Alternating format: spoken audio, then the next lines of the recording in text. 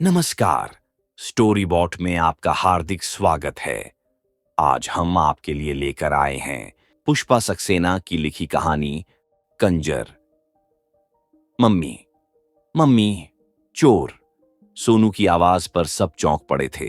तत्परता से उठती सविता की दृष्टि कंपार्टमेंट के फर्श पर बैठे ढेर सारे आदमी औरतों पर पड़ी थी। न जाने कब वे सब आकर उस कंपार्टमेंट में बैठ गए थे। कालका से शिमला के लिए एक पैसेंजर 3:45 सुबह चली थी। उस समय तक उस कंपार्टमेंट में बस उन्हीं का परिवार था। खाली कंपार्टमेंट में पीछे की सीट पर पैर फैला लेटते राकेश ने सुतुष्टि की सांस ली थी। वाह, ये तो बढ़िया रहा। चलने से पहले रेलवे। टाइम टेबल में तो इस ट्रेन का नाम ही नहीं देख पाया। तुम्हें ठीक से रेलवे टाइम टेबल देखना आता ही कहां है? सामान पर दृष्टि डालती सविता ने परिहास किया था। असल में इस ट्रेन का दिल्ली से आने वाली ट्रेनों के साथ कनेक्शन नहीं है, इसीलिए पैसेंजर कम आते हैं। कुल्ली ने ठीक ही कहा था। गाड़ी प्लेटफॉर्म पर रात 10 साढ़े 10 बजे ही लग जाती है। आराम से दरवाजा बंद कर सो रहिएगा साहब। खाली बोगी देख राकेश ने उसे अच्छी बख्शीश भी दे डाली थी। बैग से चादर और कंबल निकाल सविता ने पहले बच्चों के सोने की व्यवस्था कर राकेश के लिए कंबल और बेड कवर बढ़ाए थे। शायद लेटते ही उन्हें नींद आ गई थी। शिमला की ओर बढ़ती ट्रेन में ठंडी हवा के झोंके उन्हें गहरी नींद में सुला गए थे। सोनू की डरी आवाज ने सबको जगा दिया था। इस डिब्बे में कैसे आए तुम लोग? देखते नहीं, ये रिजर्व बोगी है, राकेश ने कड़कती आवाज में कहा था। हाय राम, इन्होंने तो एक तिल भी जगह नहीं छोड़ी है।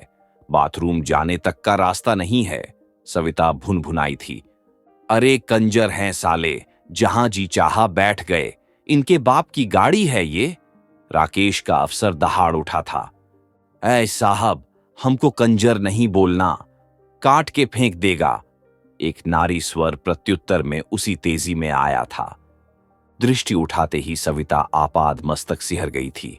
उस युवती की आयु शायद 25 से 30 वर्ष रही होगी। आंखों में क्रोध की आग जल रही थी। फटे कपड़े, कानों में प्लास्टिक की बाली जैसी कोई चीज लटक रही थी। उस चलती ट्रेन में वे उतने, और उधर अकेला राकेश। कहीं सचमुच वे वार कर बैठे तो? अरे नोनी चुप कर, देखती नहीं मालिक लोग हैं। क्यों चुप करें? हमको कंजर बोलता है। कंजर, स्वर में तीखा आक्रोश था। अरे कंजर नहीं तो क्या मेम साहब कहलाएगी। एक प्रौढ़ पुरुष ने उसे झिड़की दी थी। सविता को उस पुरुष की बात से मानो तसल्ली सी मिली थी। साहस करके बोलना चाहा था। देखो, इस गाड़ी में बहुत सारे डिब्बे हैं, तुम लोग सब डिब्बों में एक दो करके बैठ जाओ। ये बच्चे अगर बाथरूम जाना चाहें तो भी नहीं जा सकते ना। हमको बस धर्मपुर तक जाना है, थोड़ी देर में आने का है। एक अन्य प्रौढ़ा उत्तर दे चुप हो गई थी। कंपार्टमेंट में सन्नाटा छा गया था। भोर की उजास अभी नहीं फैली थी। उस हल्के अंधेरे में ठसाठस भरे फर्श को ताकती सविता डर सी गई थी। 2-3 स्त्रियां बच्चों को सीने से लगाए शांत बैठी थीं। कुछ देर के सन्नाटे के बाद एक मीठा स्वर गूंज उठा था। न जाने उस गीत के क्या भाव थे, सविता तो नहीं समझ सकी, पर राकेश चिड़चिड़ा उठा था। Now we are forced to act according to their tune. Mummy, नन्हा शैलू बुदबुदाया था। शायद इसे पौंटी चाहिए, यहां कहीं भी तो जगह नहीं। सविता खींच उठी थी। These beggars have polluted the whole compartment. Ma'am साहब, आपका बच्चा बाथरूम जाना मांगता? एक औरत ने सविता से पूछा था। शायद वह उसकी परेशानी समझ गई थी। नहीं, उसकी पार्टी हमारे साथ है, पर उसे कहां रखें? यहां रख दो मेम साहब, छोटे बच्चे को हमारे लिए तकलीफ नहीं होना चाहिए ना। उसी स्त्री ने सहानुभूति पूर्वक अपने पास के जरा से स्थान में पौंटी का पौंट रखने की पेशकश की थी। सविता ने उठकर कष्ट से पौंटी अपनी सीट के सामने जब नीचे रखी तो सबकी आंखें उस कौतुक को देखने के लिए पौंत पर निबद्ध हो गई थीं। सूसू करने के लिए तैयार शैलू उन सबको देख डर के कारण रो पड़ा था। कितनी देर में तुम्हारा धर्मपुर आएगा? तुम लोग तो कह रहे थे थोड़ी दूर है। राकेश ने खीजे स्वर में पूछा था। बस थोड़ी देर में। भोर का उजाला कंपार्टमेंट में फैल रहा था। उसके साथ ही राकेश का साहस भी बढ़ गया था। एक छोटे से स्टेशन पर ट्रेन रुकते ही अंग्रेजी में सविता को सावधान रहने के निर्देश देता। राकेश नीचे उतरने को तत्पर था। सह में सिकुड़े बैठे कंजर राकेश को पांव धरने के लिए स्थान देने को मानो अपने आप में ही सिमट गए थे। आगे बढ़ते राकेश का पांव उस तेज तर्रार युवती के पांव पर पड़ गया था। बिजली की तेजी से उठ उस स्त्री ने राकेश की राह रोक ली थी। हमको क्या जानवर समझता है, पांव धर के जाएगा, हम तुम्हारी आंख निकाल लेगा।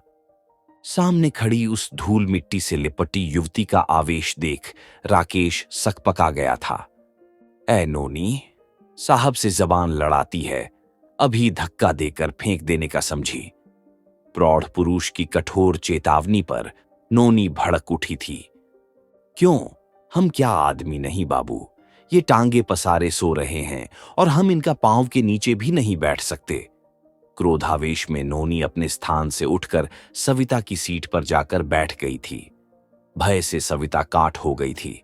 राकेश के कुछ कहने करने के पूर्व उस प्रौढ़ का झन्नाटेदार तमाचा नोनी के गाल पर पड़ा था। उसकी छोटी खींचता वह प्रौढ़ उसे अनगिनत गालियां देता जा रहा था।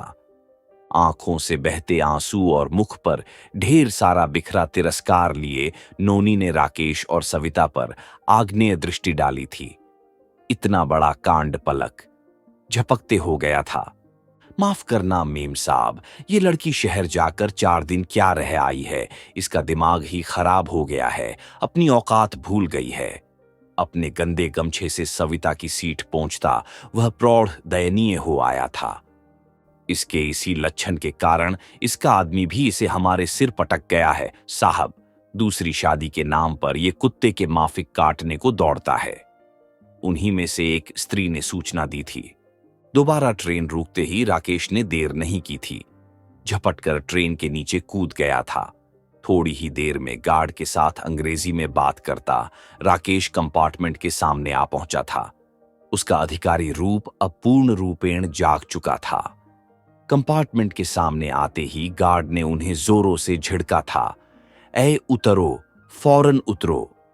कमबख्तों का यही ढंग है, बाथरूम तक भर दिया है। साहब, बस अगले स्टेशन तक ही जाना है, यहीं बैठे रहने दें। मेहरबानी साहब, तुम पर कोई मेहरबानी नहीं चलेगी। देखते नहीं ये साहब और इनके घर वाले कितने परेशान हैं। जल्दी उतरो वरना। साहब, हमें माफ कर दें, बस अगले स्टेशन पर उतर जाएंगे।